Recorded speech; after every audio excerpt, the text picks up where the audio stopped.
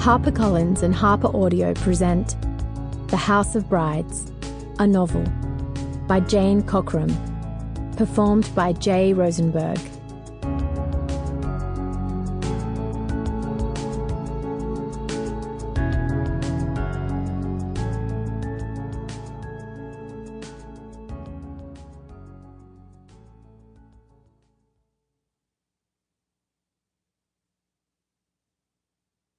The family. That dear octopus from whose tentacles we never quite escape, nor, in our most inmost hearts, ever quite wish to. Dodie Smith. Prologue. Yesterday I found an article about Barnsley House in an old magazine. It took me a moment to recognize it. I was unprepared to stumble upon it, and had only known it in winter anyway. It was a shock to see the place captured in the full glory of sunshine, and before I knew what I was doing, I had ripped out the pages to savour later, away from the prying eyes of the others.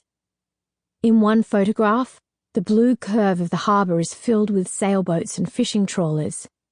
It's likely they took the photos years ago, when the hotel first opened. In the spring, perhaps, when the weather was starting to warm up, the fields around not yet burned in the summer heat. Max says at that time of the year, the sky is full of drones taking photos for country houses about to come on the market, and pictures of the famous coastline for lifestyle television programs. I see that view every time I close my eyes, but it's better to have it here in front of me, the grass sloping away so that the cliffs and the village beyond lie hidden. The line of sea concealing sandbars beneath deceitful waves. From Barnsley, you can't see the cobbled harbour or the pier from which the little ferry departs every hour, tide permitting, to tour the coastline. You can't see the fish and chip shops and galleries with their blown glass, or the tucked-away cafes and terraces of bed and breakfasts. And yet, here they all are in the photographs, as if they were a part of the hotel itself. It's easy to remember what it felt like to see Barnsley for the first time. Not in a photograph, but in the flesh. The grand house appearing in front of me. The beauty of the limestone is hard to see in a photograph, and harder to explain. The stone is different from that of other houses in the area. Softer somehow. And in the summer, Max said, it felt warm to touch for weeks on end. Some days, when the sun was not strong enough to warm Daphne's cold Antipodean bones, she would lean up against the wall and hope that the warmth would penetrate through her summer dress and cardigan. That was before my time. It has only been cold, bitterly cold, since I have known it. Will the hotel be successful again?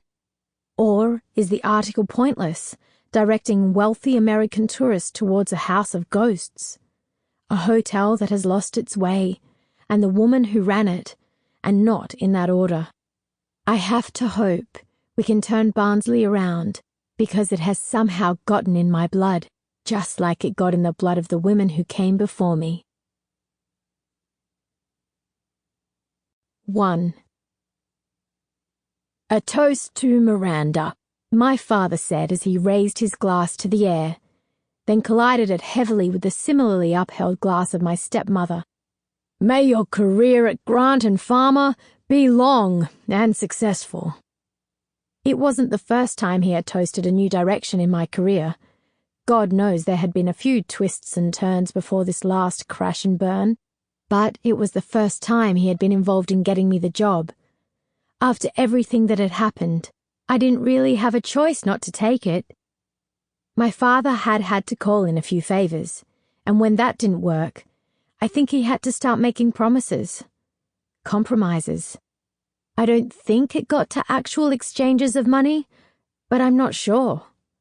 I didn't think I was imagining things when I detected a slight threat in his voice, a more than slight emphasis on the word long. Yes, darling Miranda, good luck at grace and favour. Sample complete.